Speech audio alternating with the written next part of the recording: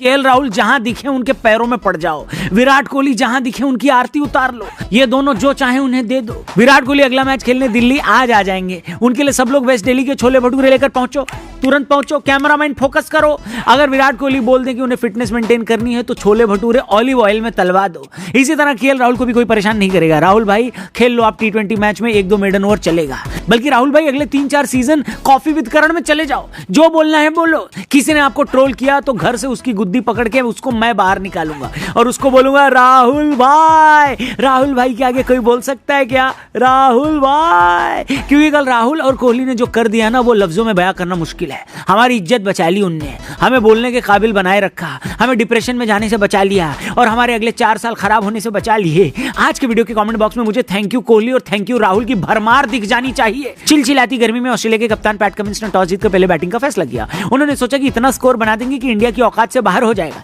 लेकिन बुमराह ने शुरू में ही मिशेल मार्श को 0 पर आउट करके ऑस्ट्रेलिया को उनकी औकात बता दी। यहां पर मैं आपको एक कहानी सुनाता हूं। 87 वर्ल्ड कप में इंडिया ऑस्ट्रेलिया के खिलाफ अपना मैच चेन्नई में इसी स्टेडियम में खेल रही थी। उस मैच में भी ऑस्ट्रेलिया ने पहले बैटिंग करी थी और मिशेल मार्श के पापा जेफ मार्श ने सेंचुरी बनाई थी, जिसकी वजह से उस वक्त भारत 1 रन से हार गया था। लेकिन कल बुमराह ने उनके बेटे को इस मैदान में 1 भी रन नहीं बनाने दिया और यहीं से ऑस्ट्रेलिया को पता लग गया कि उनकी नैया डूबी ही रहेगी। वार्नर और स्मिथ ने बढ़िया पार्टनरशिप जरूर करी, लेकिन जैसे ही रविंद्र जडेजा को लगाया गया सारी हेकड़ी निकल गई। वैसे भी चेन्नई की तरफ से खेलने वाले जड्डू भैया चेन्नई के ग्राउंड का चप्पा चप्पा जानते हैं और उसकी नस नस से वाकिफ हैं। कल उन्होंने दिखाया कि उनका ये गांव है और यहाँ के वो जयकांत शिकरे हैं। देखते ही देखते उनके खाते में 3 विकेट थे।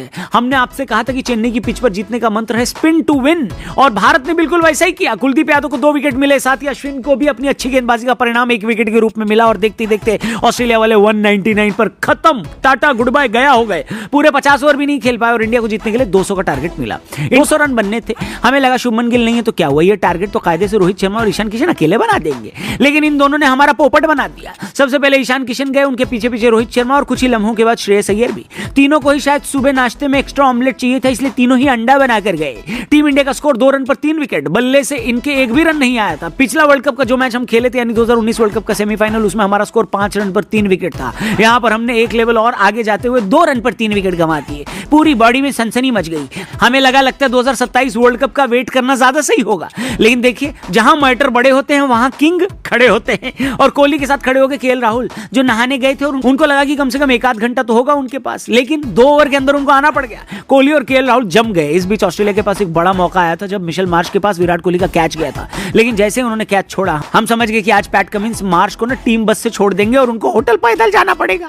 इतनी मुश्किल सिचुएशन में विराट कोहली और केएल राहुल ने दिखाया कि उनके रगों में खून नहीं बर्फ बह रही है। 140 करोड़ लोग टेंशन में थे, लेकिन ये दोनों ऐसे खेल रहे थे जैसे कुछ हुआ ही नहीं है। दोनों ने पहले 50 फिर 100 और फिर 150 की पार्टनरशिप कर डाली। 200 रन जो अचानक से ज्यादा लगने लगे थे, बाद में इतने कम लगने लगे कि हमें लगा ऑस्ट्रेलिया वालों इतने तो बनाए होते कि हमारे दोनों बल्लेबाज सेंचुरी मार लेते।